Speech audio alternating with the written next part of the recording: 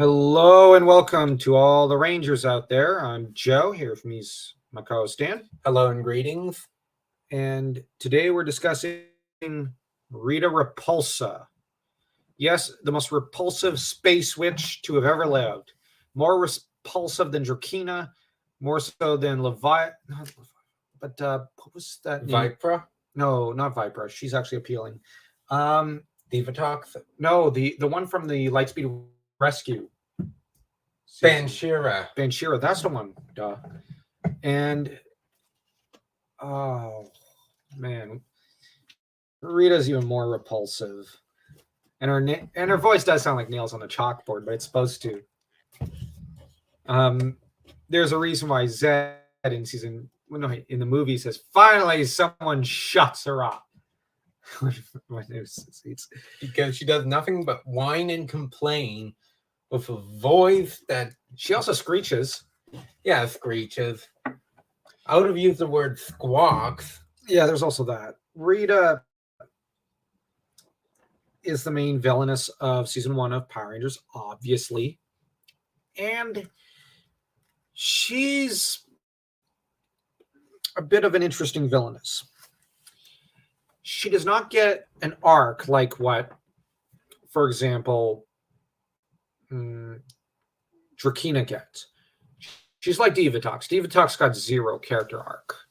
And yet, Rita honestly has more presence than, say, Divatox.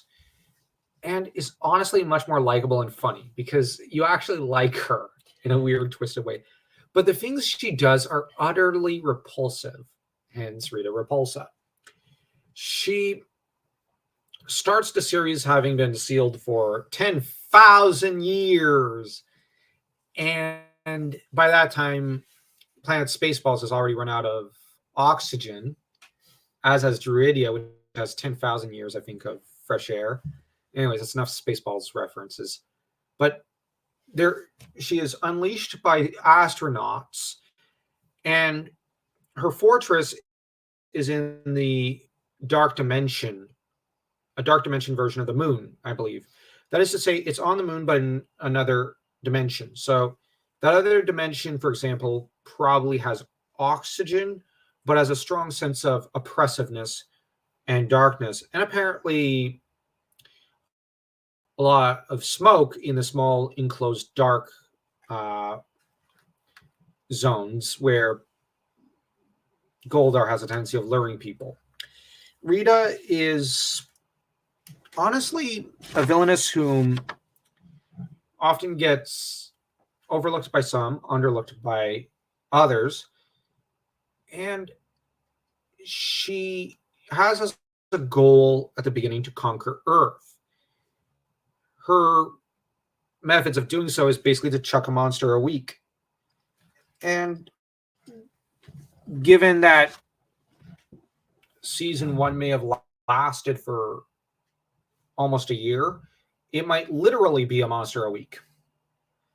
So that she moves painstakingly slow as the publishing industry. Come on, that's valid criticism. Yes. No, wait, they probably move slower, and they're probably thrice as dumb. Or evil. Yeah. But I guess my sentiments on them. Oh, we've got someone. Jose Remedios Casado Segura. I hope I pronounced that right. And a lot of hand waving. I don't really get it. But anyways, Rita basically chucks a monster a week and the occasional spell. She's very lazy. Like, she's supposed to be conquering Earth, but she doesn't do much conquering. The main storyline where she gets serious is the Green with Evil story, where she possesses Tommy in a storyline that is reminiscent of gang recruitment, but also reminiscent of just a sort of violation in a way.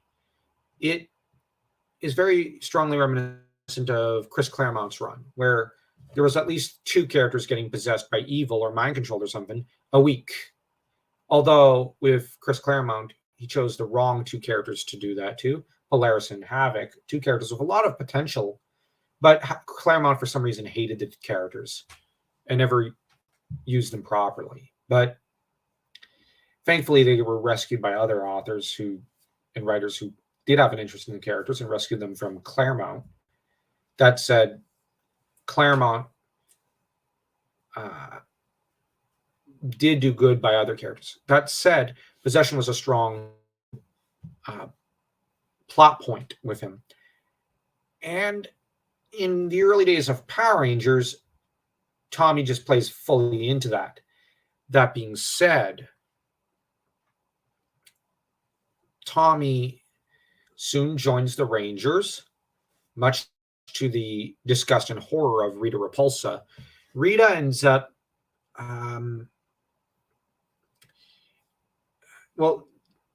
she ends up not pleased, but returns to her previous formula.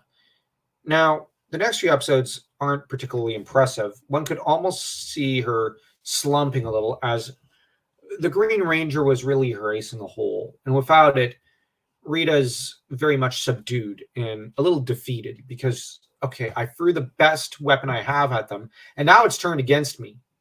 How do I do this? Okay. But here's the thing. I don't think Rita realized it, but she walked away with some advantages. It was proven that Jason could not defeat Goldar, at least right now in the story. So she's got the advantage of knowing that Goldar could defeat Jason. She's got the advantage of knowing that, for example, Kimberly has a thing for the Green Ranger. She has the Green Candle and the knowledge of how Tommy generally operates at this point. And she has the advantage of,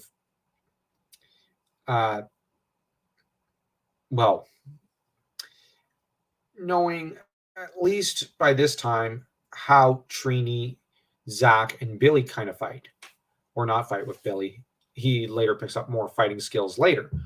So she actually walks away with a good deal of knowledge and advantages on her side. This wasn't a total loss, but it doesn't seem like Rita felt that way. It seems like she was kind of like, I lost the Green Ranger powers. Well, shucks. I'm depressed. What should I do? Maybe I'll wait next week and throw a monster.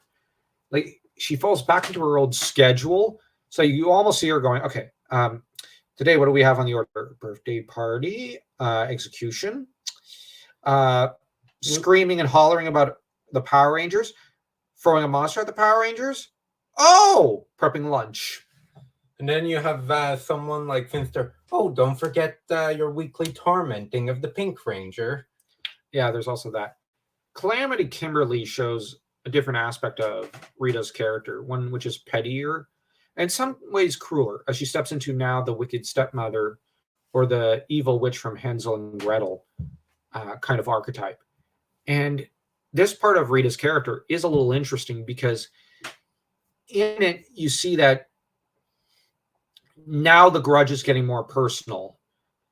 You got to bear in mind that Kimberly is the prettiest of the Power Rangers and is good and whatnot. And as a female evil archetype, she's probably annoyed at Tommy going for Kim. But we also have to look at it as, I guess you could say, in a creepy way, because Tommy obviously rejected the influence of the much older, much less appealing Rita for the younger, much more appealing Kimberly. So, yeah, this is basically Rita getting rejected and her not taking it too well and getting catty. But there is something at work archetypally, as Kimberly is essentially the daughter archetype to an extent of Zordon. Rita is a shadow witch archetype, which is to say the crone. So daughter and crone are in conflict here, as you see in a lot of stories and fairy tales. And you have, of course, Tommy, who's just playing the love interest. So with Calamity Kimberly, at least, we see this different side of Rita. And I always found it very interesting, at least archetypally, where Rita's coming from. That being said, in the next few episodes, she tries different tactics. They don't really work. Eventually, she falls back on the green candle, and this works a lot better for her because she does end up almost claiming the powers. That being said, the green candle fails to an extent in that while Rita had taken this great contingency plan that puts Batman's contingencies to shame, she's outfoxed by Zordon, who decides that the powers will simply be transferred because the green candle is burning away the green powers of Tommy, not of, let's say, Jason if the powers are transferred to him. So Zordon still finds a out, which was inspired by Saban wanting out from having Tommy on the cast in their cast of characters. So yeah, nothing skeevy here at all on Saban's end. I kid, but kind of. That being said, Tommy's given the boot, but then a few episodes later is coming back, wondering where everyone's gone at the weird, well, at the little bring your parent to, I guess, school or the juice bar. But anyways, you've got Rita who captures the parents and prepares to use them as hostages. Now, where her usual Monster of the Week plot is simply Rita fishing for time, like lazily in a way, but also kind of, how do I put it? She's not doing much, but she is, however, I don't want to say buying time, but she's almost scouting for a weakness, while at the same time doing the bare minimum of her job. She's basically, the governor of a region within Lord Zed's empire. Yes, she's the daughter of Master Vile, who's a pretty formidable villain in his own right. But we got to bear in mind that she's, in comparison to Zed, a bottom of the barrel minimum wage employee at this point. I'm just saying. She's the evil supervisor who does nothing but claims all the glory of everyone underneath her. Goldar's no different. Yeah, Goldar. Finster does a lot of the work, but is too dumb to know that he could cash in on someone else's successes or his own. And Baboon Squat, less said the better. I'm joking. I'm with you on that one. Joking, not joking.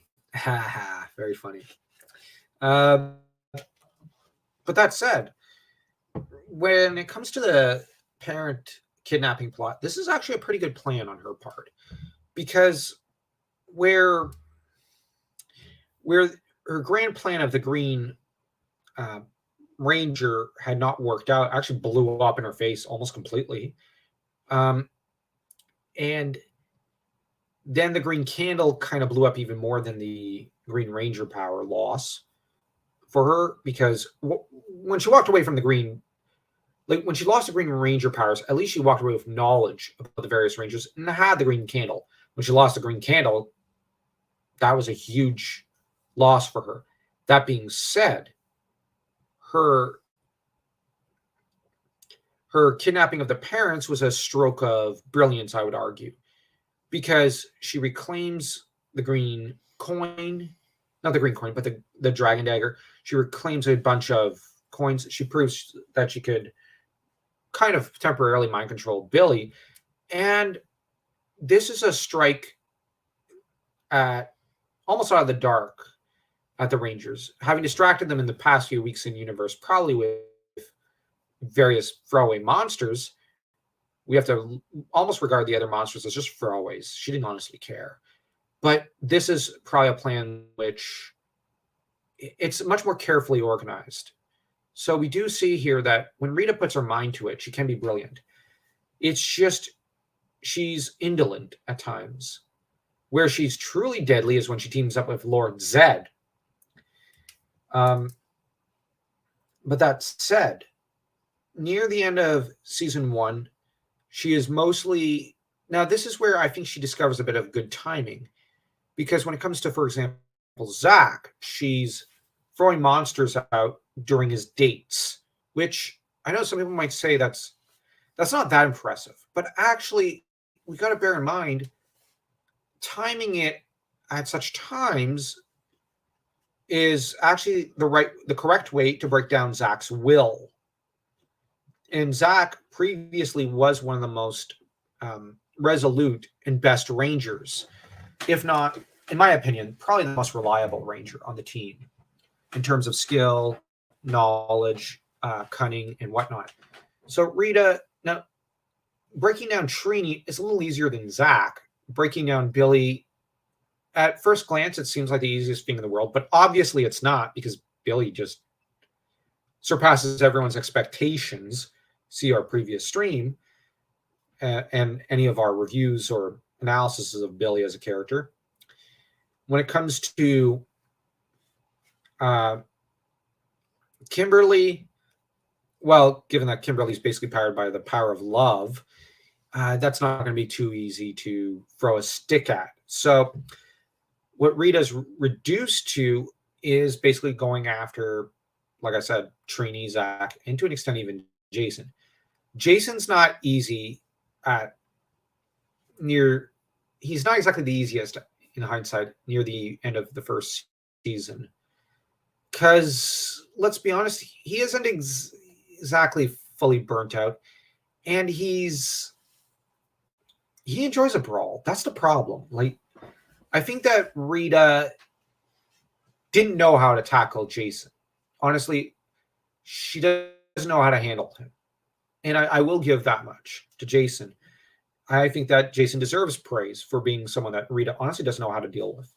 I think Kimberly, she doesn't fully know how to deal with to an extent. Billy, I think Rita's just going, what? Why is he getting more into this? While Zach and Trini, she clearly knows how to handle. Her attacking Zach when he's with Angela, not Zach, the Rangers while he's with Angela, causes Angela to get mad at Zach. Now, on Angela's end, not unreasonable, because Zach keeps slipping out of their dates and otherwise proving himself an unreliable boyfriend. For Zach, since he's in love with Angela, this is proving irritating. It's just destroying all desire to be a ranger. It's a conflict of interest. And by attacking his personal life, she is forcing him to make a choice. Either be a ranger at all times or quit and be a civilian.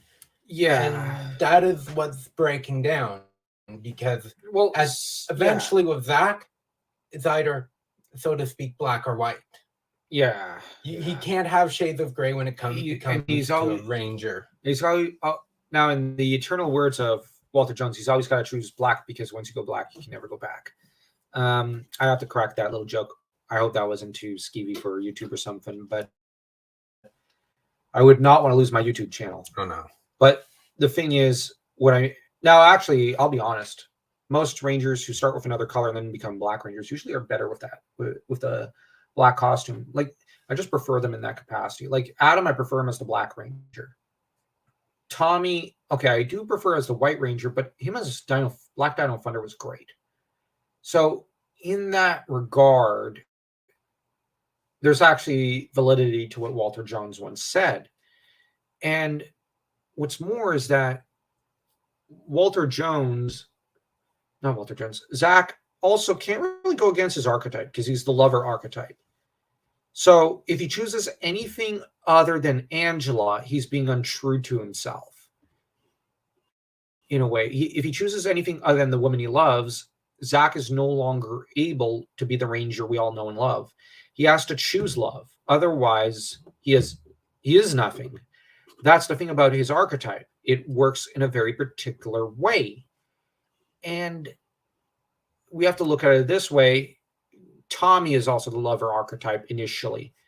So it's something which the two have a great deal in common in that regard. They have to choose their girl above everything else.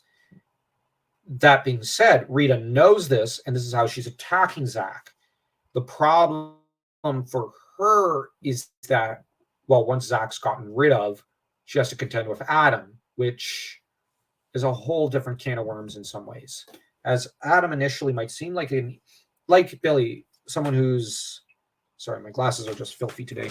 Someone who is, first glance, easy picking, but in reality has reserves of strength beyond what any might expect. And this is what differentiates Adam and Billy from other Rangers. And what makes, honestly, some of the early seasons shy characters kind of stand out from other characters. And in turn, and so we do have to look at, I know like most of the episodes were episodic for the most part, but I prefer to look at it as as a series, really, as one overarching story for the most part, which there are seasons that work episodes, that work that way. Rita, if you look at it that way, is poking around for a weakness. She's, let's be honest, not the smartest Power Ranger villain. She's not the strongest, but she can be clever and underhanded. She is, in my opinion, not the most incompetent. She does have a certain level of competency. And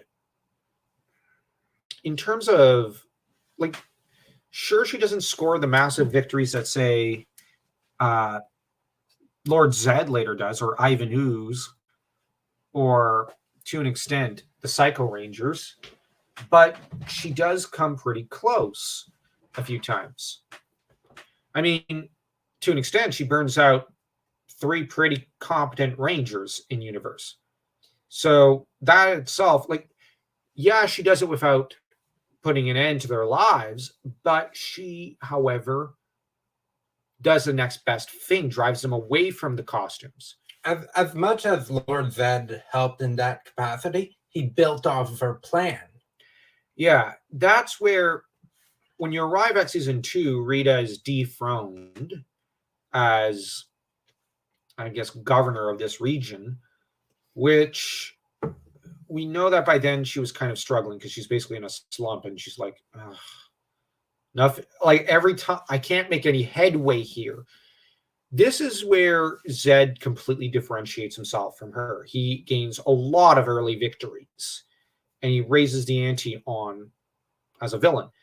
Now, where Rita kind of was probing and was starting to kind of, in my opinion, yeah, she was hitting Zach where it hurts, but she was still a little demoralized and just going, oh my gosh, what do I do? She didn't have an actual tactic. Or her strategy was to destroy the Rangers. She didn't want to. She happened, in my opinion, to an extent, at least early on how to take down Zach by accident. And then she built on that. Trini, she kind of slowly worked her way there. Jason, Billy, and Kim, she didn't know exactly how to hit. Tommy, arguably as a Green Ranger, defeated himself because of the way the Green Ranger powers were just not working.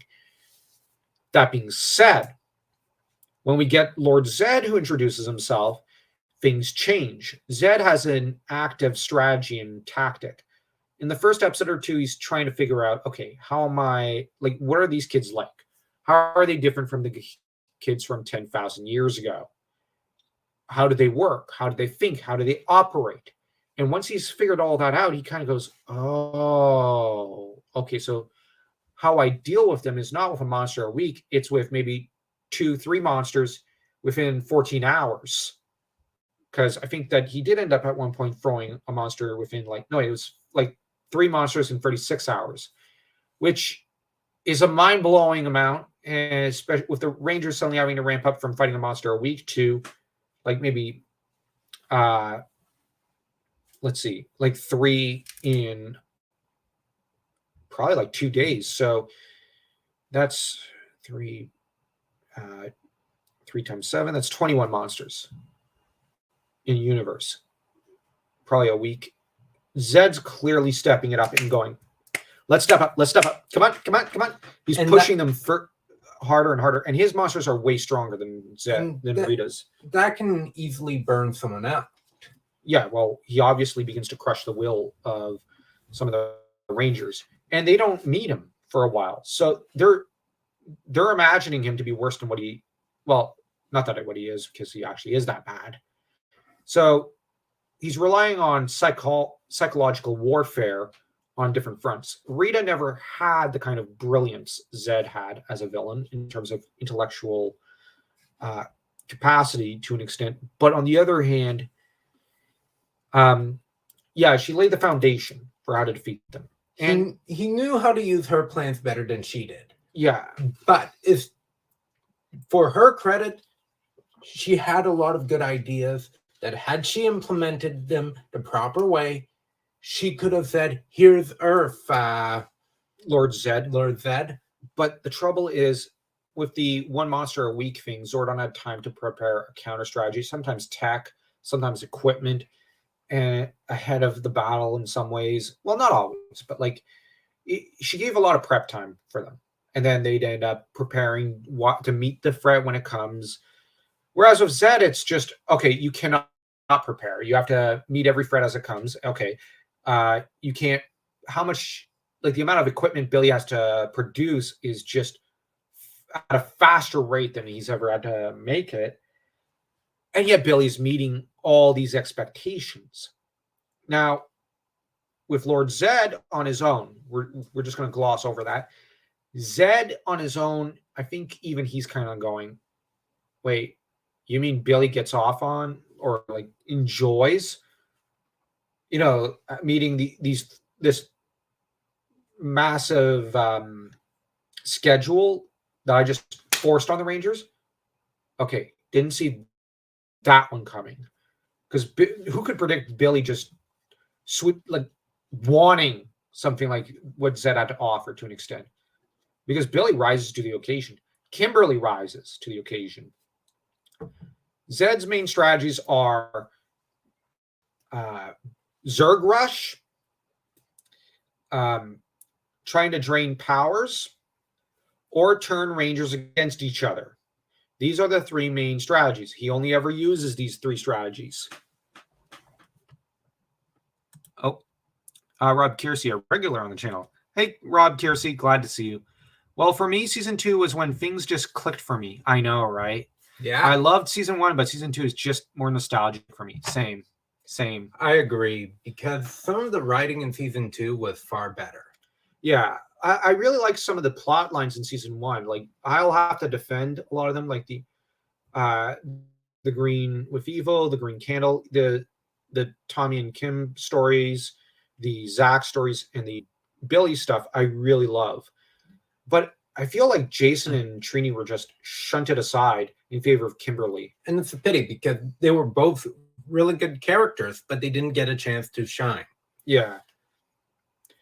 And I know, like, people always say, well, like I always complain, I don't think Tommy edged out Jason. No, if anything, Tommy got edged out by Kim. Yeah. Like, it's a matter, but on the other hand, when it comes to Rita, her situation was a little different from Zed's. Now, Zed did have a foundation to build upon, like we keep saying, but the other thing is Zed had his 3-part plan. Drain powers, turn Rangers against each other, and I just forgot it for a moment. Zerg Rush them, which this is not a bad plan. Actually, if you have the ability to do this, go ahead. And the trouble is that Zed's monsters are stronger than Rita's, so you can Zerg Rush and kind of Hydralisk Rush, to use another StarCraft term, even though it's been probably like 10 years or so, or 12 years since I played StarCraft. Well, the last StarCraft game I played was StarCraft 2, almost 10 years ago or something like that. I can't remember. But I just remember being an avid StarCraft fan in the 90s. But anyways, Zed can get away with all that. Rita, I'm not like, her monsters were far weaker. She probably could have stood to try that strategy out, the Zerg Rush thing, but it didn't work for her because she wasn't willing to commit to that. Rita was a little indolent. But on the other hand, when it comes to turning the Rangers against each other, she tried it a few times. It worked pretty good for her. Draining powers, it obviously worked No, wait, draining powers did not work well for her. Now that I think about it, the green candle blew up in her face when Jason got those abilities. So, whereas with Zed, when he tried it, it kept working really well. Even when he tried the pink, black, yellow, and blue candle strategy, that worked really good for him. He was. It's a measure of his skill and ability to look at Rita's plans and say, okay, they didn't work for Rita, but these weren't bad ideas. They just need revamping in my personal touch. And so some of Rita's ideas were good, some were bad. And that's the thing. Zed is approaching this as a military conqueror. He is, whereas one almost gets the sense that Rita was more an administrator. She knows how to administer the region, she knows how to run things, she knows how to manage Goldar, which is a hard task considering how treacherous he is. Finster, who one almost like Finster's a workaholic, but he's not very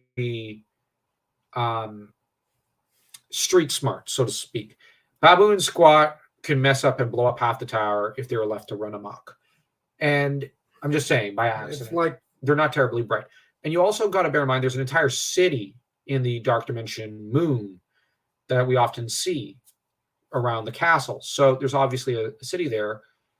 I would guess that Rita is definitely more an administrative type of person, whereas Zed's a military conqueror.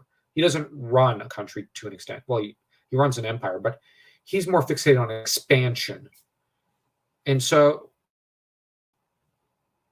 he is attacking the Rangers like a military conqueror would, which, not to talk smack too much about other superhero stories, but I think that one thing that they could have stood to learn from Power Rangers was to have a Zed villain of sorts, because some superhero universes don't have this, some of them do. And some superheroes do, and some superheroes don't. You look at, say, like, okay, Captain America. Now, Captain America's a fine character. You know, you've got Bucky Barnes, Ricky Barnes, the Falcon, John Walker, the Patriot, I think it is. He's U.S. agent. U.S. agent. These are great support characters. Now, what do you have opposing Steve Rogers? Red Skull, but Red Skull's kind of incompetent because he, in some comics, he may as well just trip and fall in the mud. He's more a, I guess you could say, a Abbott and Costello character. I never took him too seriously because I always found him just funny. Baron Strucker is often overlooked. Crossbones, it's a pity they don't use him a lot more. He's the only decent villain. So Ensign. Well, yeah, those two come as a bit of a pair. But the trouble is that there's no one to take on Cap. I'm going to be honest. Ricky Barnes, his sidekick, could have probably one-shotted all the rogues teaming up and still come out polishing her nails. None of those rogues actually attack Captain America like a military strategist would, or a military general, or a conqueror, which I'm going to be honest, that strikes me as very peculiar because I thought Red Skull was supposed to be a military guy. The closest villain I could think of to Lord Zed might be actually Bane from Batman. Yeah. To fight using stress. Yeah, stressing out his enemy and exhausting them. Also using aspects of paranoia. For example, you could throw like 15 villains in 3 days. And then next week, nothing. And it's like, okay, when is he going to attack? When is he going to attack? Yeah, and except Bane threw like 5 guys with Venom serum in as many hours. Typically not. He never gave Batman a break because I think the Nightfall story takes place over the course of a week.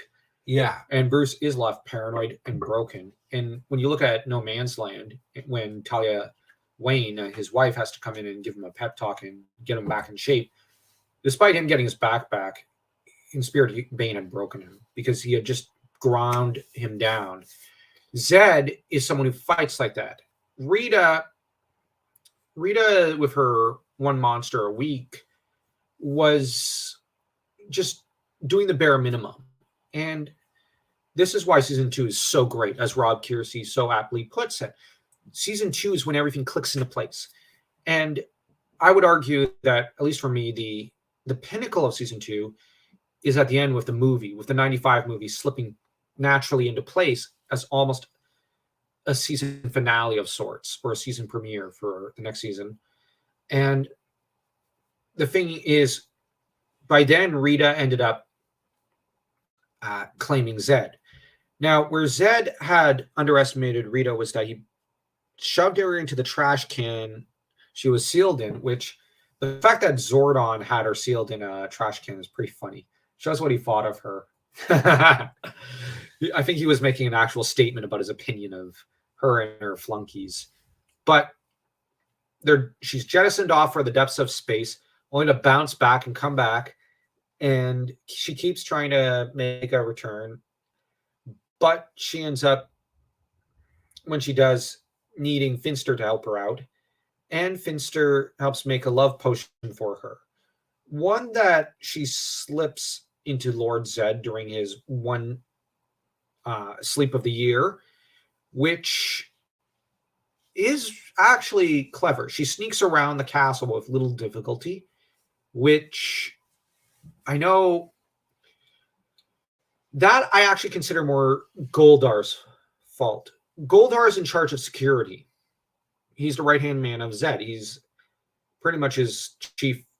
He is head of his bodyguards and whatnot. He's his protector. Zed assigned him the duty of protecting him while he was asleep. Goldar neglected his duties, just as he always does. Because we got to bear in mind, some of Rita's plans, where she had Jason cornered in the Dark Dimension, would have worked perfectly had it not been for Goldar. Heck, the Green Ranger would have destroyed Jason at one point, but Goldar decided to... No, it was the reverse. Goldar was in the midst of destroying Zed, and Rita kind of screwed that one up. But Goldar then cast all the blame on the Green Ranger, which, to an extent, yes and no. The trouble with Goldar was he was lazy, indolent, and generally preferred to throw blame towards Rita and everyone else. He was also sadistic. Yeah, needlessly so. And he liked to torment his prisoners, but too much. But when things blew up in his face, yeah. But the trouble is that Rita getting to Zed's chambers and slipping him the love potion should never have happened. Yet it did. And that is entirely Goldar's fault. It's not Zed's fault he needs to sleep, because, come on, he's got all the powers of evil and darkness. He needs to sleep sometime, which is pretty interesting, because in later seasons, we see that the other villains do sleep. They do need their rest or recovery, and they need to do it pretty much semi-daily. Zed only does it annually, and the level of his powers seem to be greater than any of the others, except Ivan Ooze. And yet Rita slips in, easily getting past Goldar, because Goldar. And she slips that love potion. What's interesting is that the love potion doesn't work. Well, the love potion doesn't work forever. Zed starts to fight it off because it's basically a virus within his system. But then he genuinely falls for Rita, which is pretty sad on his end.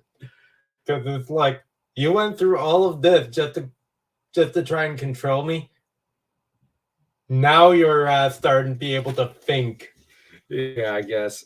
But what kind of sick, demented, twisted individual is he? He's evil. Yeah, I know. And so is she. Yeah. What I love is how they just hate each other, even as they love each other. They just can't stand to be together. And yet they don't want anyone else. It's funny.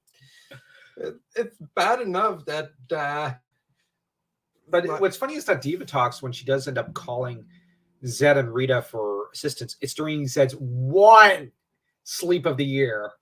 And yet Rita's sleeping next to him, and Rita is essentially ensuring security. Yeah, because you can't trust Goldar with the security. And because Goldar's incompetent. You wouldn't think that, looking at when Zed came in, that he'd trust Rita with security because of how much she bungled up. that he'd trust her. But towards the end of season 2, she's actually getting to be pretty competent. Well, the thing is that necessity, what was it? Urgency is the mother of or necessity is the mother of invention, I think it is the English catchphrase or proverb. And she needs to be successful. She needs to actually think on her toes.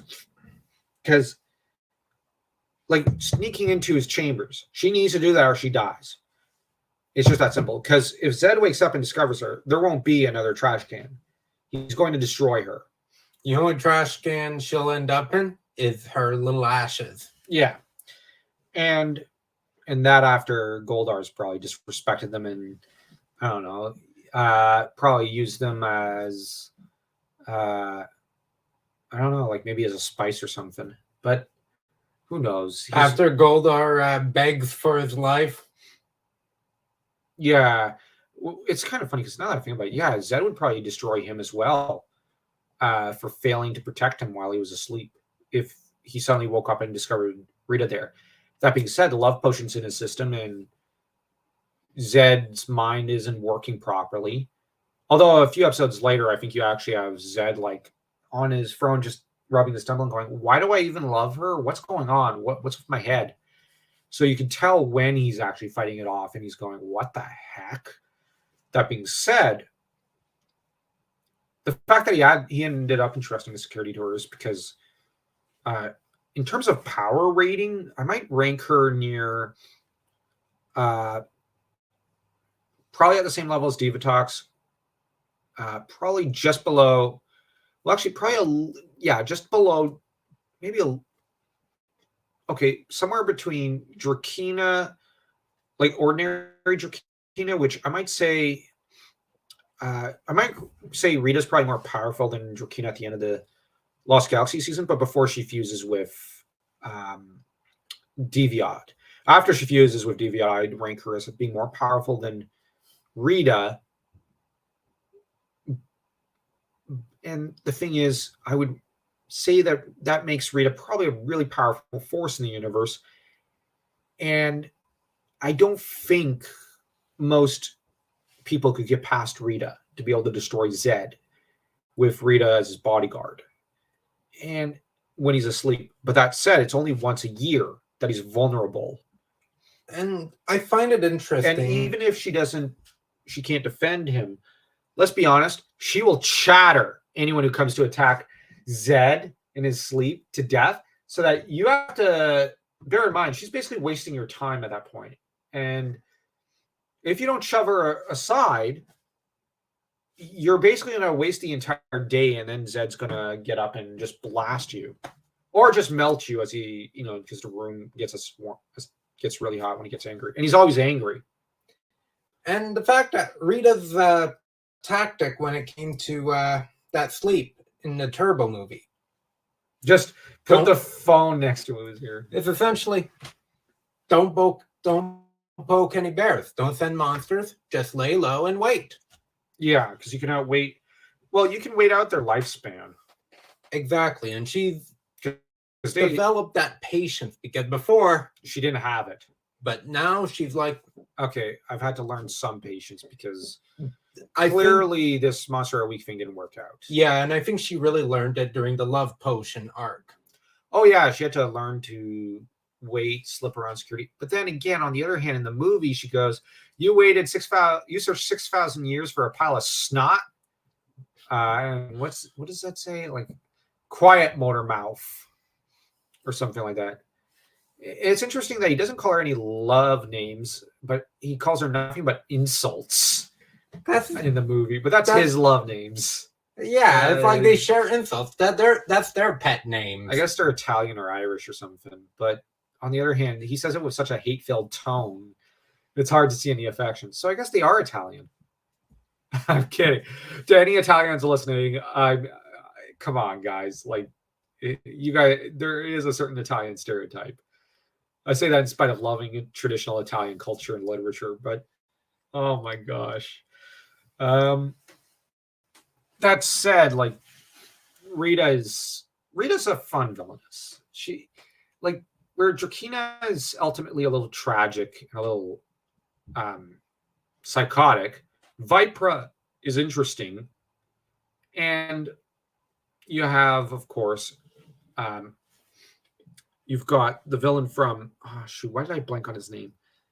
You've got the villain from Dino Thunder, Mesogog, who's just creepy.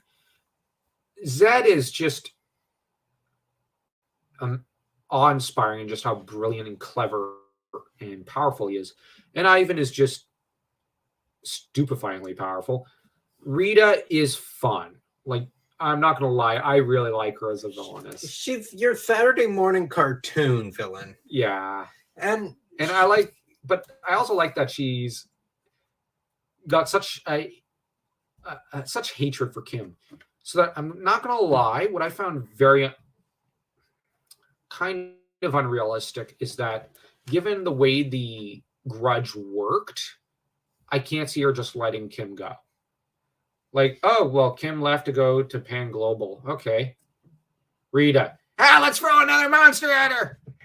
And whatnot. Rita would totally throw more spells and try to get her to herself on the beam again. That's the thing. She's not going to stop targeting her. Zed's going to see it as, what's the point?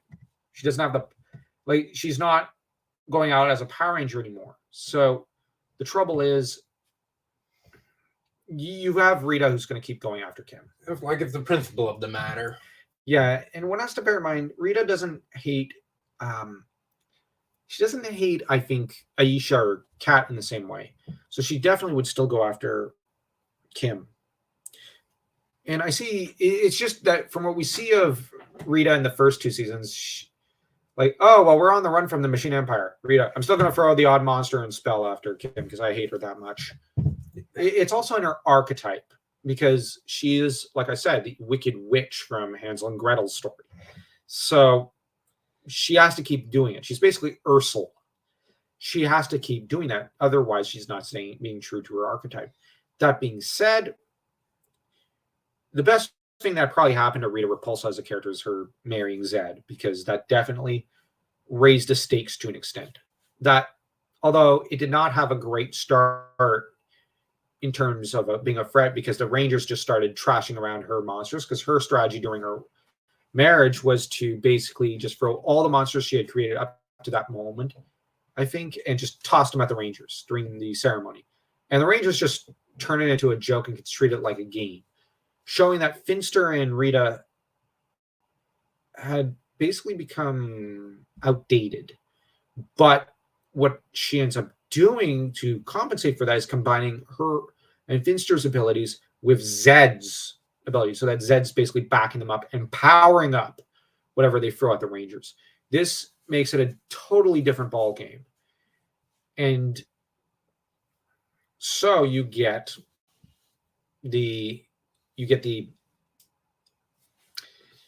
after that initial screw up on her part, you get a lot better threats.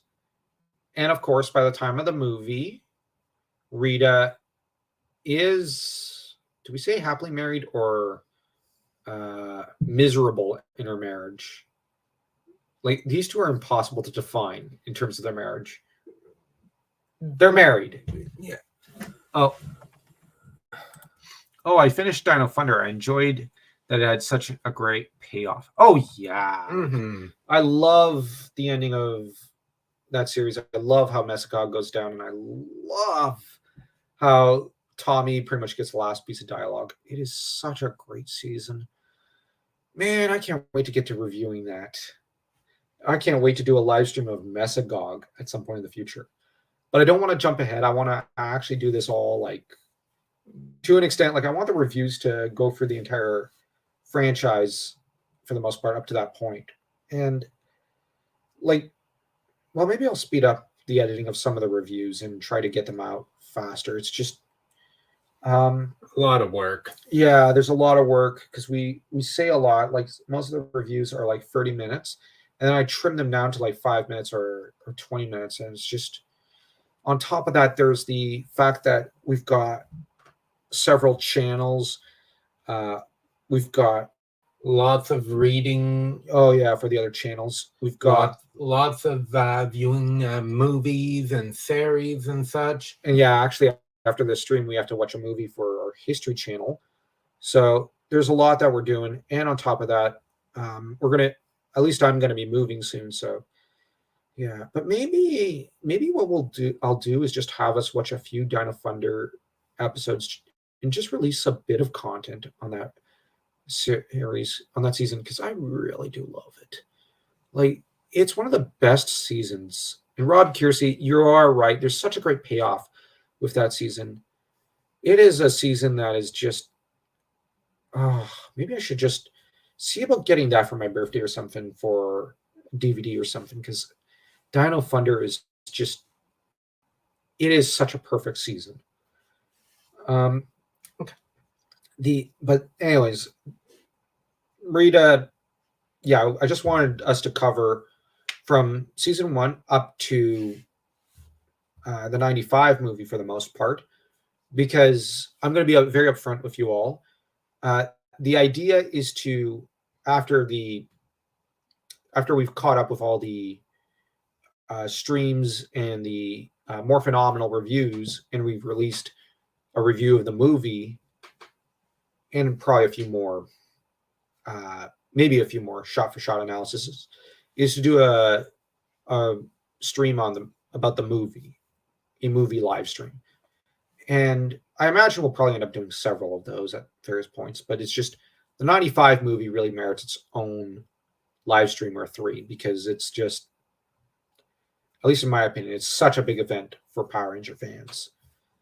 And I do consider an event movie in a way, because it just takes everything great about Power Rangers and raises it to an 11.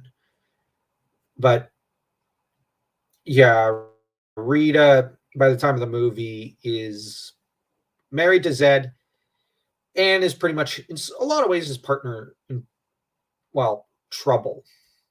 His partner in evil. And Zed is at times miserable, at times pleased with his marriage. And who could blame him? Sometimes you just need a villain for the evils. Yeah, that's actually something I like about Power Rangers. Like, I know that, like, I do like the villain with a tragic backstory, like, say, Sali Tai from Threads of Time, although that guy went way too far and became totally psychotic and more evil for the evils than anyone. But okay, better example might be someone with who's evil with a tragic backstory, who's done well, like Toguro, Sensui. They have tragic. Oh my gosh, Sensui was tragic. Toguro kind of deserved what he got, but Sensui, like, you really feel bad for him, even though he did become pretty wicked. But you look at the villains of Power Rangers, there's a virtue to having someone evil for evil's sake. And you do need those rogues in some fiction. Yeah, and a lot of them can be fun, like Skeletor. Yeah, well, Zed's basically Skeletor. Yes. But yeah, so if there's nothing else that the chat wants to bring up, I guess we could bring the stream to an end. The only reason we're cutting the past few streams short is due to we just ran out of things to say. So, as you know, that said, next week is, I think, Lord Zed, and there's going to be plenty to say about him. I love Zed. Yeah, we touched upon some of him, but a lot of it had to do with Rita and the effects she had on the series. Yeah. I do remember, though, that recently they released apparently a comic book about his backstory, where the idea is that he's from Eltar or something. I don't really like that. I always thought he was a different alien race from Zordon and others, but that he was also born